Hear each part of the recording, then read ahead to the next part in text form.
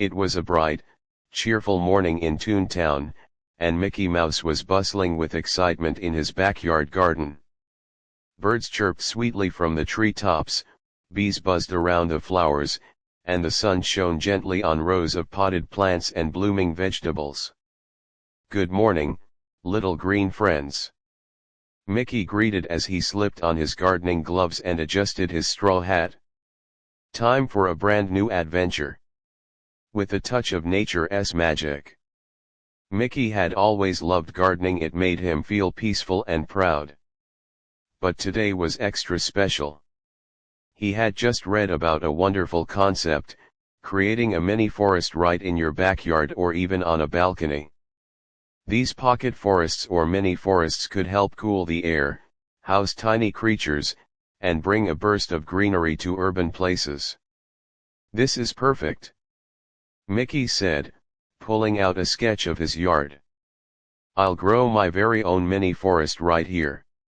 He wanted to do something fun, meaningful, and good for the planet.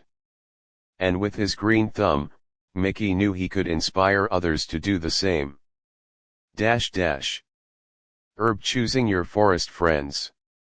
Mickey grabbed his gardening journal and began planning. He'd need to choose just the right plants, but not just any plants.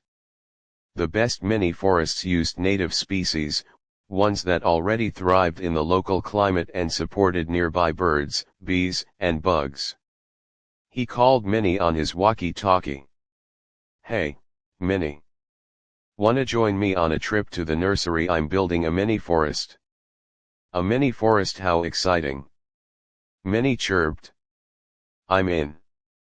At the nursery, the two friends met with a friendly botanist named Dr. Greenbud. He showed them rows of native plants in every shape and size. "Many forests need a mix of heights and textures," Dr. Greenbud explained. "You'll want tall species for your canopy layer like dwarf pines or small oaks.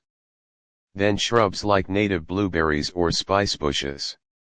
And don't forget ground plants, ferns, mosses, and creeping thyme."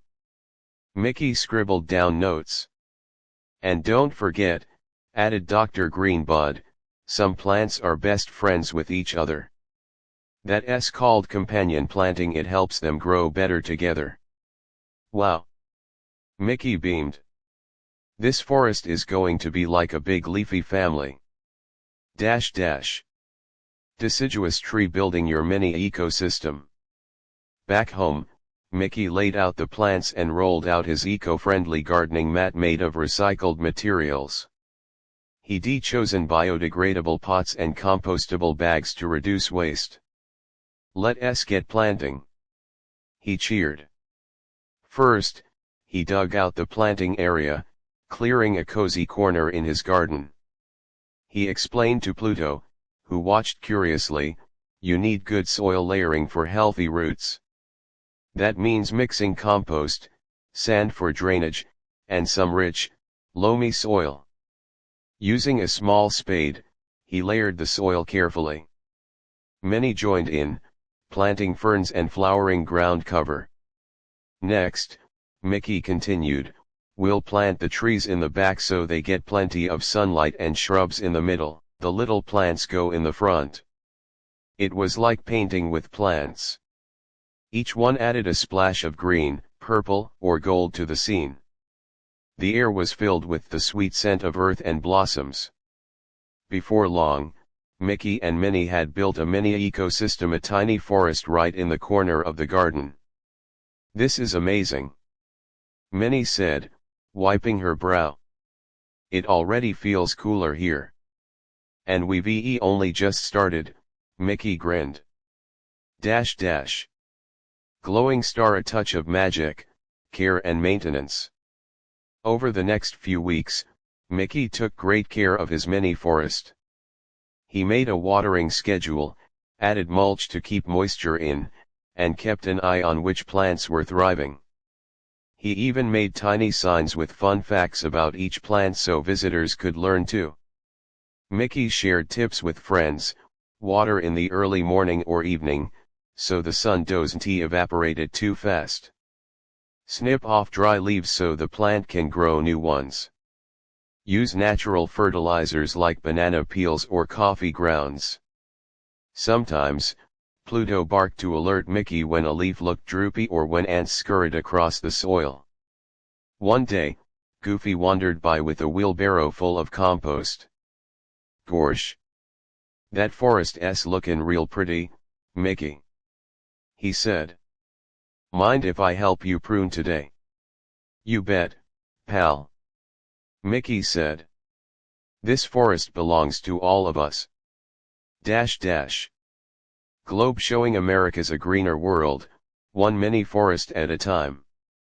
As weeks turned to months, Mickey's mini forest became a haven for little creatures. Butterflies fluttered through the flowers, a pair of finches nested in a dwarf pine, and tiny frogs croaked from the damp moss. Visitors from all over Toon Town came to see it. "This is incredible," said Daisy. "I want to make one on my balcony." Mickey set up a mini forest workshop in the community park, teaching kids and families how to start their own. "We may not all have big yards," he explained, "but even a few plants in containers on a rooftop or windowsill can make a big difference." He showed them how plants absorb carbon dioxide, clean the air, and cool down the neighborhood. More than that, they bring joy and peace. By the end of the month, many forests started popping up all over Toon Town on rooftops, in schools, and even on a few old buses turned into gardens. Evergreen tree final scene, Mickey's message to the world. One evening, as the sun dipped behind the tiny trees, Mickey sat with Minnie and Pluto, gazing at their leafy masterpiece. The air buzzed gently with life. Fireflies blinked between leaves. It was peaceful, fresh, and beautiful. "You know," Mickey said softly, "we may not have built the biggest forest, but we've built something that matters." Minnie smiled. "And the more we grow together, the greener the world becomes." Mickey looked into the camera, waving to the audience. "So what ya say, pals, ready to grow your own mini forest? Let's plant a better tomorrow, one little leaf at a time." Herb sparkles. White heavy check mark. Key educational themes: sustainable gardening, native plants and biodiversity, companion planting and soil health, environmental awareness for kids, joy of connecting with nature.